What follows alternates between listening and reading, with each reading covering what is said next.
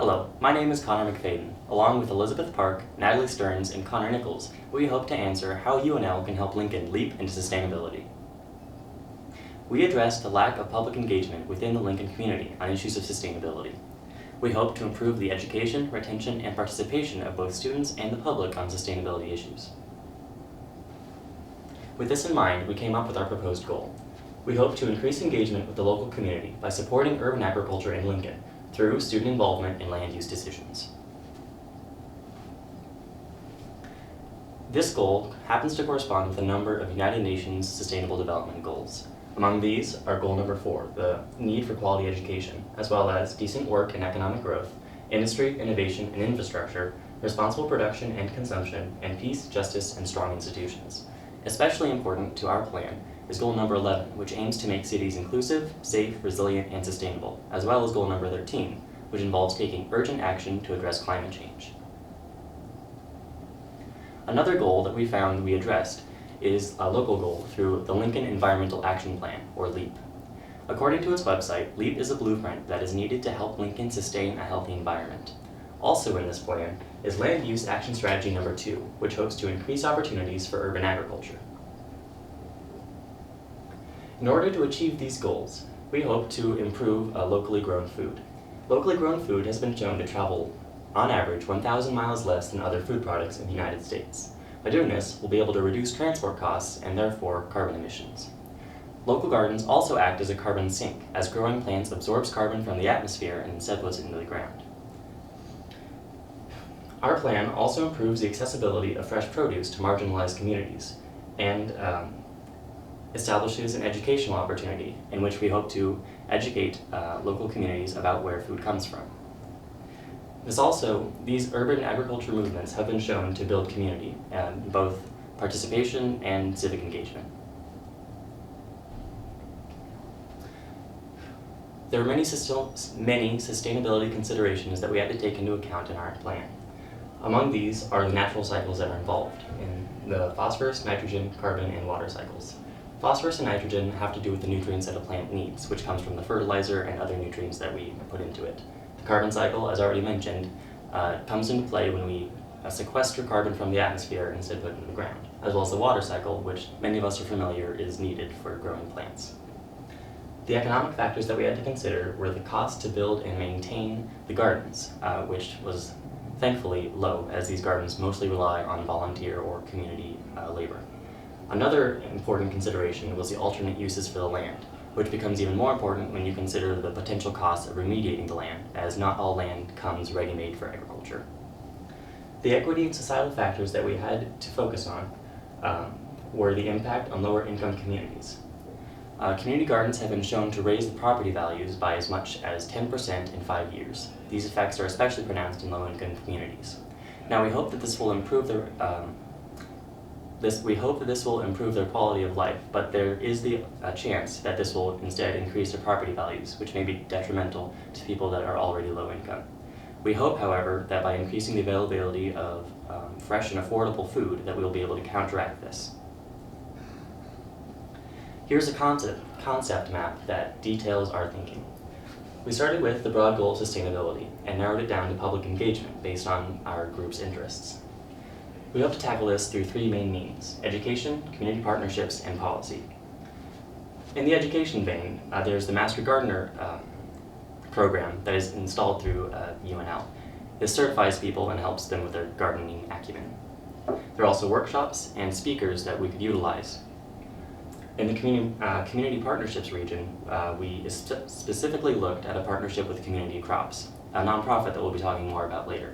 There are also several other special programs that we could have involved with this plan.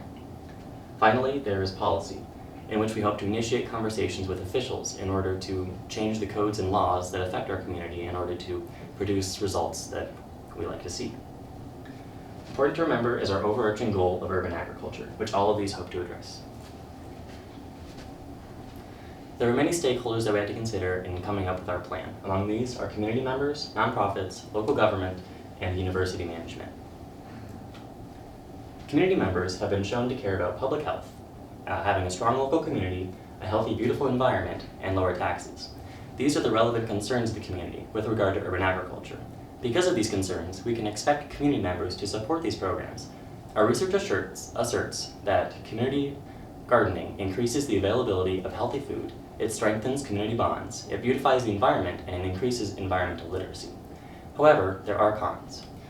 Community members might oppose these programs because polluted land would pose a health risk, and remediating this land would be expensive. The economic benefits of these programs are meager, and as such, the program may be considered a waste of resources. Another important stakeholder to consider is the nonprofit.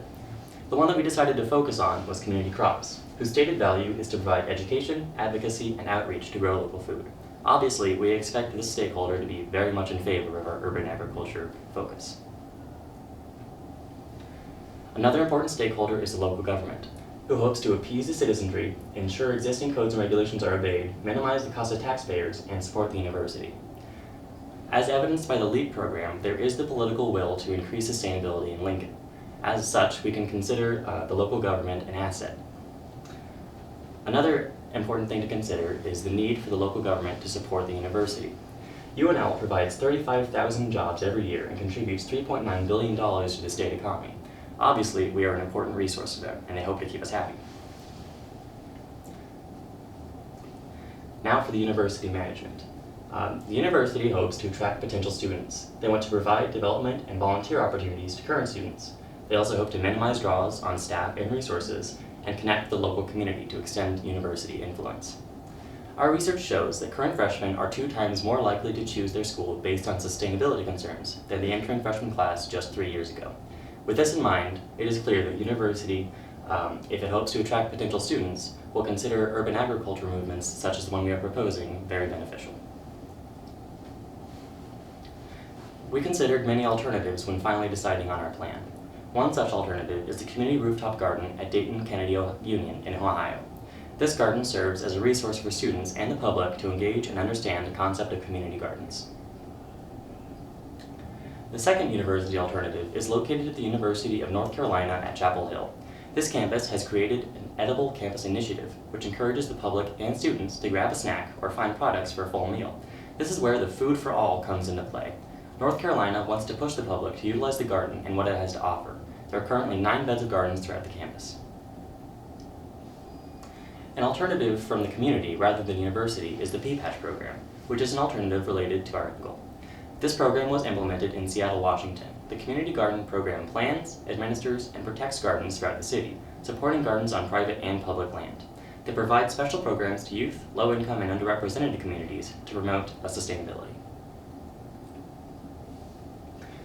There were many facts and data when it came to these programs, so we decided on just a few to share with you. In the University of Dayton Kennedy Union program, this past July, the garden had accumulated nearly 2 tons of food for approximately 80 families within the community. This program not only educates, but it gives back to its surrounding community. The other important player is the University of North Carolina at Chapel Hill, and their program has been shown to dramatically increase the education of students and faculty on urban agriculture movements. Now, with these alternatives in mind, let's consider their pros. Many community gardens have been shown to provide accessible food to all. They're also a source of fresh food, and they reduce crime in the community. They increase the value of the community and the strength between its members, and they encourage the smart space usage. And, most importantly, they encourage public engagement. There are also a couple cons with the alternatives that we proposed. There was a competition for resources, especially funds and grants that would be crucial to establishing a program such as this. There are also harvest issues, as volunteers can sometimes be thin, and sometimes harvests go to waste. There are also potential conflicts with green space. There are lots of demand on potential land uses for nature, and there's not many of them to be found in urban areas. Finally, there's the potential cost of remediating the land. As we said, not all land is immediately available for agriculture, and the cost of bringing these up to code for these uses can be exorbitant. To help guide our decision making, we had to define environment, ethic, and our team's environmental ethic. For our purposes, the environment is the abiotic and biotic factors such as water, air, land, and organisms that exist with or without humans. An ethic is a code that guides decision-making and helps us understand right from wrong. Therefore, our environmental ethic is, we as humans are a part of the environment and should protect it as it provides us with many invaluable and irreplaceable resources. With this in mind, our final recommendation is in conjunction with the Lincoln Environmental Action Plan. We hope to encourage urban agriculture. We want to facilitate student volunteer opportunities with community crops to help with upkeep and education about local gardens. We want to sponsor a community garden and purchase more food grown in this manner. Finally, we hope to work with officials to convert medians and other low-cost land to pollinator gardens and other urban green designs. We considered many ethical approaches when deciding on our final project. The first we considered was the justice approach, which hopes to answer which option treats people equally or proportionally. In this vein, we are striving to better our community and our community as a whole. Currently, there are areas that need more help in achieving healthy lives. The downtown and surrounding areas currently suffer as quality food is not easily accessible. Increasing populations of people in cities suffer from malnutrition and a variety of other diet-related issues. By bringing nutritious food to local communities, we can have many direct health impacts, including reducing the risk of harmful conditions like heart disease, obesity, diabetes, and others. By involving individuals in the garden itself, we can provide an opportunity for exercise and a deeper connection to agriculture. In turn, this option will help people get access to fresh, healthy food and something that is currently unequal in Lincoln.